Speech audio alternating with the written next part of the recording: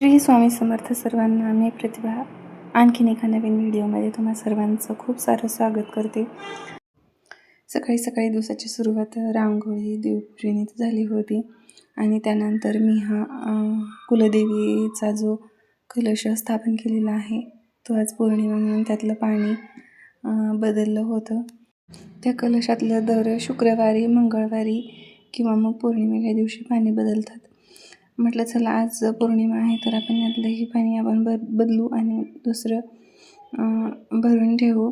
म्हणून मग कलशातलं अगोदरचं पाणी मी तुळशीला घातलं आणि दुसरं नवीन तांब्यामध्ये पाणी भरलं आणि त्यामध्ये हळदी, कुंकू, अक्षदा, फूल, दुर्वा, 1 रुपयाचं नाणं आणि सुपारी असं सगळं त्या कलशामध्ये ठेवलं आणि आंब्याच्या पानाला हळदी कुंकू लावून ती पानंसुद्धा त्या तांब्यामध्ये ठेवली आणि त्यावरती जो आपला हा नारळ आहे तो मी ठेवलेला आहे आणि त्यालासुद्धा हळदी कुंकू लावून घेतला आणि ज्या ठिकाणी आपल्याला ठेवायचं त्या ठिकाणी थोडेसे तांदूळ त्यावरती हळदी कुंकू टाकून तो कलश आपल्याला ठेवायचा आहे आणि तो कलश मी असा देवाऱ्यामध्ये ठेवते. आणि आज होळी म्हटलं की पुरणाची पोळी तर करणारच, कारण असं म्हटलं की पुरणपोळी होणारच आणि आज तर होळी होती. म्हणून मग त्यासाठी दुपारी मग मी पुरण घालायला हरभऱ्याची डाळ अर्धा तास भिजत ठेवली होती आणि त्यानंतर अर्धा तास हरभऱ्याची डाळ भिजल्याच्या नंतर मी कुकरमध्ये डाळ परत ती घेऊन गॅसवर ठेवली शिजवण्यासाठी. 4 ते 5 शिट्ट्याला हरभऱ्याची डाळ ही छान शिजते आणि शिट्ट्या झाल्याच्या नंतर मी गॅस बंद केला आणि डाळ पुरणपात्रावाटे गाळून घेतली आणि त्यातलं येळवणे बाजूला काढून घेतलं. आता आपली जेवढी डाळ असेल तेवढं गूळ घ्यायचं आहे. माझं 1 ग्लास डाळ होती तर त्यामध्ये मी 1 ग्लासच गूळ घातला आहे आणि छान पुरणाला चटका दिला आहे. शिजत आल्याच्या नंतर इलायची कुटून घातली होती आणि आपलं छान मस्तपैकी असं पुरण तयार झालं होतं. त्यानंतर मी कटाच्या आमटीला तयारी करून ठेवली होती अगोदरच. कांदा भाजून त्यामध्ये कांदा, खोबरं आणि लसूण हे सगळे जिन्नस भाजून घेतले होते आणि ते मिक्सरमध्ये बारीक करून घेतले होते आणि ते फोडणीला मी टाकले. आता माझ्या मसाल्यामध्ये चटणी नव्हती म्हणून मी फोडणीमध्येच चटणी थोडीशी परतायला टाकली आणि त्यानंतर हा माझा काळा मसाला मी फोडणीमध्ये घातला. इकडं फोडणी सगळीच तयारी सुरू आहे तोपर्यंत हे जे आपलं येळवणी निघालं होतं ते गरम करून घेतलं आणि ते गरम गरम असं फोडणीमध्ये घातलं.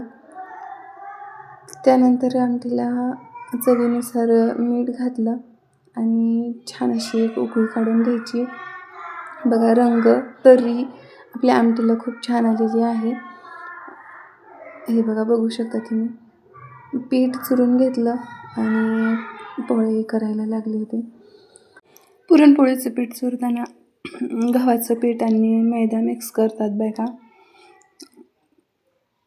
पण आम्ही फक्त गव्हाच्याच पिठाच्याच पोळ्या करतो आणि पीठ छान मळून घ्यायचं. जेवढं पीठ असेल तेवढाच पुरणाचा उंडा भरून घ्यायचा आणि तो छान पॅक करायचा आणि लाटून घ्यायचा. इथे मात्र हलक्या हाताने पोळी लाटून घ्यावी लागते. जास्त जोर लावून जर पोळी लाटली तर फुटू शकते, त्यामुळे हलक्या हाताने लाटायची. तवा गरम झाल्याच्या नंतर तव्यावर पोळी टाकायची.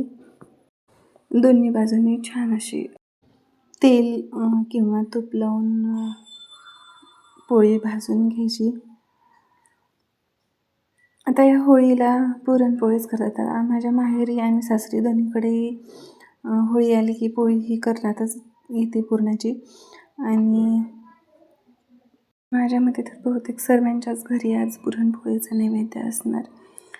होळीच्या या पवित्र अग्नीमध्ये सर्व वाईट गोष्टींचं दहन करून आपण पुरणपोळीच्या ह्या गोडव्यासोबत सकारात्मकतेने नव्याने सुरुवात करायची असते.